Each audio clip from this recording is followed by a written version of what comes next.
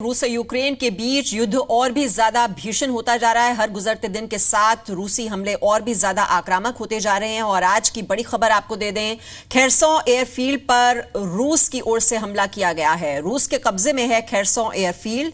हमले में रूस के कई हेलीकॉप्टर्स तबाह कर दिए गए हैं।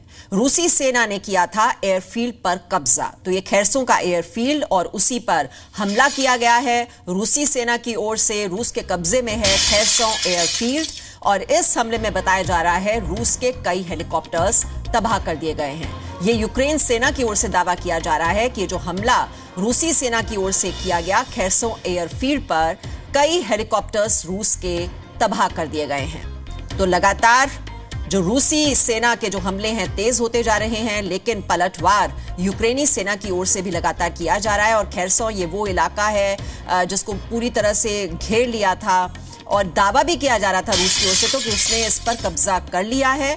लेकिन जो यूक्रेन की सेना है वो कह रही है कि सिर्फ जो उत्तर पूर्वी हिस्सा है वहां पर दाखिल हुई थी रूसी सेना। पूरी तरह से इस इलाके पर अभी भी रूसी सेना का कब्जा नहीं है। तो क्लेम्स और काउंटर क्लेम्स दोनों ओर से किए जा रहे हैं। और इस बीच आपको बता दें, कीव में रूस का हमला तेज हो गया है। कीव में रूस ने मिसाइल अटैक किया है। ये मिसाइल हमले की लाइव तस्वीरें आप इस वक्त देख रहे हैं अपने टेलीविजन स्क्रीन पर। ये कीव में रूस का मिसाइल हमला। तो यूक्रेन की राजधानी कीव में रूस की ओर से अब हमले तेज कर दिए गए हैं। घेराबंदी तो लगातार पिछले कई दिनों से करने की कोशिश कर ही रही थी रूसी सेना। और वो तस्वीरें भी हमने आपको दिखाई जो सैटेलाइट इमेजेस, जिसमें सबसे पहले दावा किया गया था ये 64 किलोमीटर लंबा सैन्य काफिला है जो कीव की घेराबंदी कर रहा है। और उसके बाद ये 3 दिशाओं से ये जो रूसी सेना है वो आगे बढ़ रही थी। वो टैंकों की तस्वीरें भी हमने आपको दिखाई। और आज कीव में गोलाबारी तेज कर दी गई है।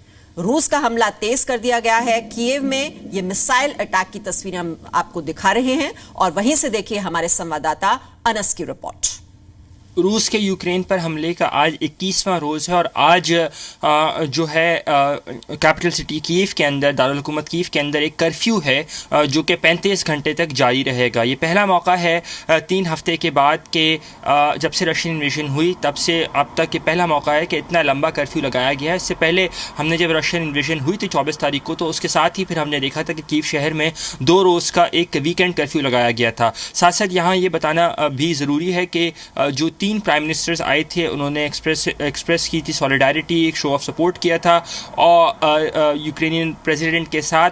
और उसके साथ साथ ये बताना भी यहाँ पे ज़रूरी है कि आज भी जो राउंड ऑफ नेगोशिएशंस है रूस और यूक्रेन के दरमियान वो जारी रहेगा। लेकिन उसके बावजूद भी इन धमाकों का सिलसिला जो है वो जारी है। आज सुबह जो है एक और रेजिडेंशियल बिल्डिंग को रशियन स्ट्राइक में टारगेट किया गया है, ऐसा बताना है स्टेट इमरजेंसी सर्विसेज का, जिसमें कम से कम 2 लोग जो हैं वो ज़ख्मी हो गए हैं जबकि 35 लोगों को रेस्क्यू किया गया है।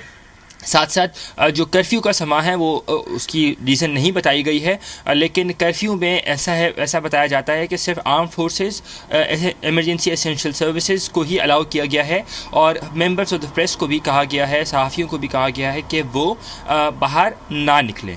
जी मीडिया के लिए अनस मलिक, कीव, यूक्रेन से। Presenting B News app available on Google Play and App Store. Download it now.